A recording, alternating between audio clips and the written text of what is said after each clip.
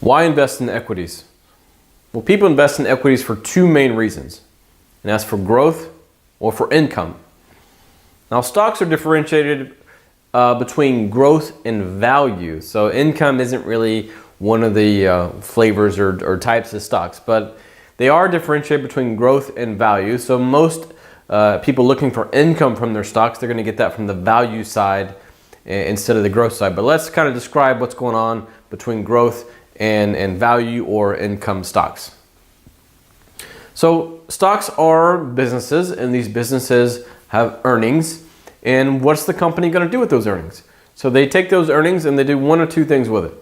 They're either going to reinvest it back into the company and try to grow that company to realize the firm's vision.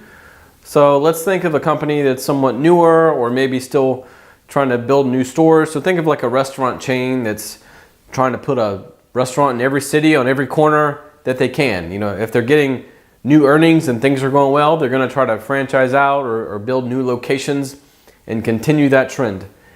And if this works out for them, then their share price could rise. So let's say if they're trading at $200 a share, you may hope that grows to $250, $300, or even $400 per share. And then you can potentially at some point sell that investment and hopefully realize those gains, and that would be a capital gain. So if you started at $200 a share and sold it at $300, then that would be $100 per share of a capital gain from a company that they took their earnings, they retained it, and they reinvested it back into the company, trying to increase their share price for their shareholders. So that's considered a growth company because they're actually trying to grow the firm with the new money that they're bringing in.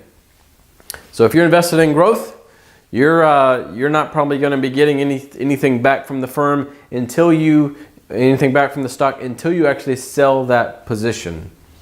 All right. In contrast, a value company or many value companies pay what's called a dividend, and a dividend is from stocks. And what happens is when those stocks, when they have earnings come in, maybe they don't need a new restaurant on every corner.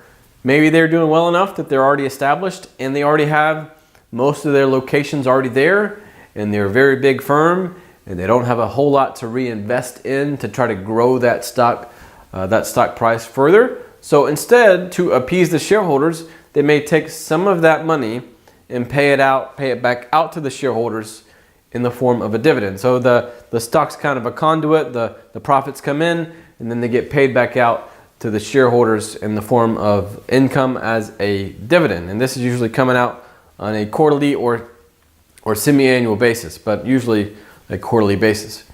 So stocks have a dividend yield, and the dividend yield is basically what's the dividend price per share, divide that by the share price. Now the share price, like every other stock, is going to be fluctuating up and down, so that yield's going to be slightly changing as time goes on. So if the stock price were to drop, then the yield actually goes up. If the stock price rises, the yield goes down, but the actual dividend amount is a flat dollar amount, so that dollar amount comes in every quarter until it's raised or potentially lowered. So people invest in stocks for either that growth potential, that long-term growth potential from growth companies, or they invest in stocks for the dividends and the income. Now, as you may have guessed, the smaller firms, the smaller companies, or the growth companies, they tend not to pay as high of a dividend, or maybe any dividend at all. But the more established firms, or maybe the large cap companies, they're more likely to offer a dividend than smaller firms are.